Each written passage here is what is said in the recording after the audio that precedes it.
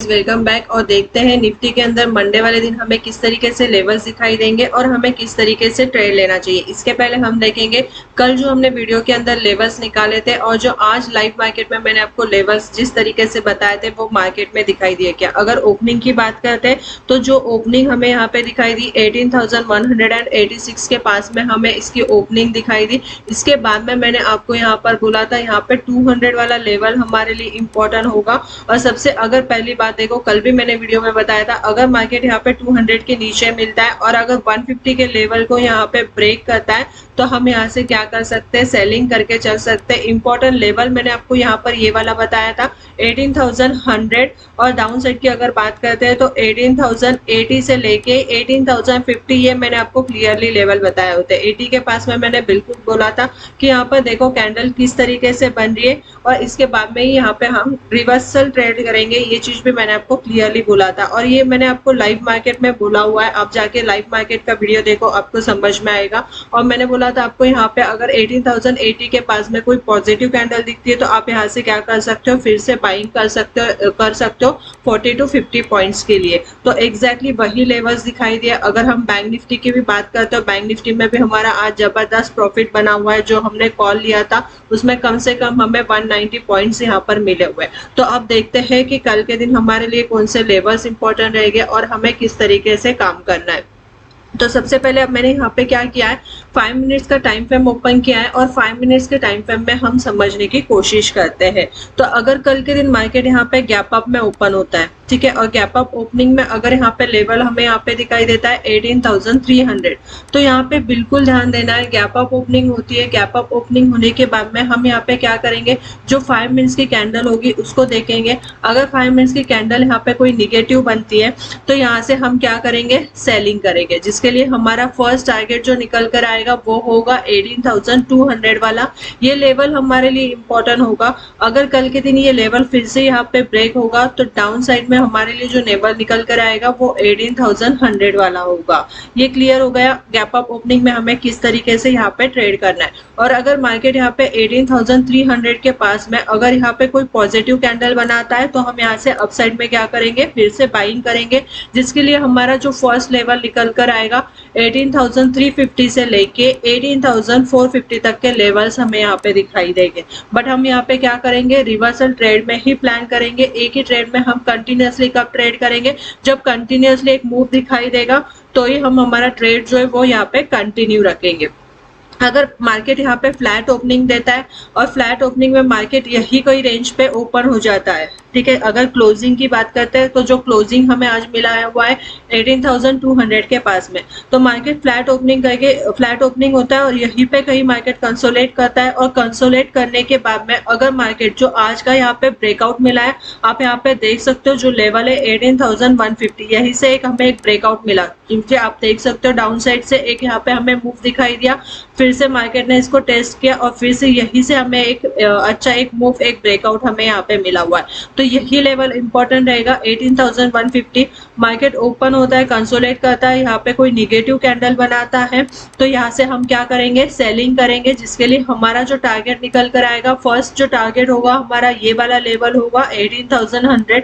इसके बाद में अगर मार्केट यहाँ पे कंस्टेंटली अगर डाउन साइड में ट्रेड करता है तो हमारे लिए जो इंपॉर्टेंट लेवल होगा वो 18,050 वाला होगा। अगर यहाँ पे कोई निगेटिव कैंडल बनती है और मार्केट अगर 18,000 का लेवल यहाँ पे ब्रेक करता है तो और ज्यादा सेलिंग हमें यहाँ पे दिखाई देगी।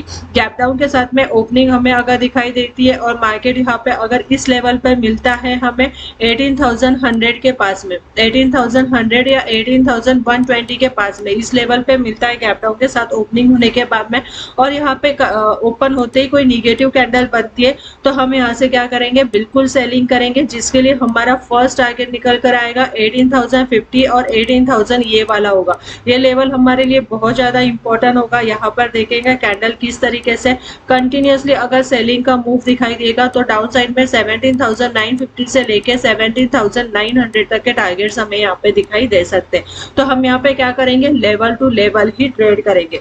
अब समझते हैं वन डे टाइम फ्रेम में किस तरीके से लेवल्स दिखाई दे रहे हैं और कौन से लेवल्स हमें समझ में आ रहे हैं। तो मैंने यहाँ पे क्या किया है, वन डे का टाइम फ्रेम ओपन किया है और वन डे के टाइम फ्रेम में समझने की कोशिश करते हैं।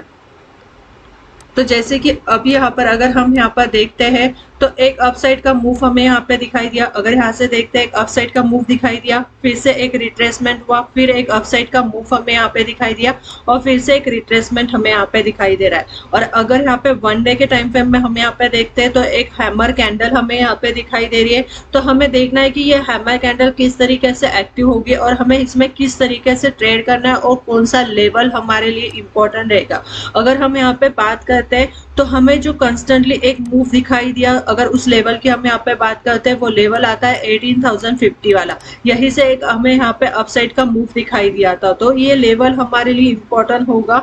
अगर मार्केट यहाँ पे 18,100 ये जो हैमर है अगर इसको भी एक्टिव होना है तो सबसे इम्पोर्टेंट लेवल किस तरीके से मैं आपको बता रही हूँ वो चीज समझने की कोशिश करो। अगर मार्केट यहाँ पे 18,100 के नीचे कंस्टेंटली अगर मार्केट यहाँ पे ट्रेड करता है और इस लेवल को यहाँ पे ब्रेक करके 18,000 के पास में अगर कोई निगेटिव कैंडल बनाता है तो हमारे लिए जो इम्पोर्टेंट लेवल होगा फिर ये वाला लेवल निकल कर आएगा। तो इस पे हमें बिल्कुल ध्यान देना है, जो लेवल है 17,850 वाला। ठीक है, 17,850 से लेके 17,800 तक के फिर टारगेट्स हमें यहाँ पे दिखाई दे सकते हैं। और अगर अप साइड की बात करते हैं तो अप साइड में मार्केट में अप मूवमेंट कब हमें यहाँ पे दिखाई देगा, जब मार्केट यहाँ पे 18,300 के पास में कंस्टेंटली अगर ट्रेड करता है तो हमें एक अपसाइड का मूव दिखाई देगा, जिसके लिए हमारा जो लेवल निकल कर आएगा वो होगा 18,450 से लेके 18,550।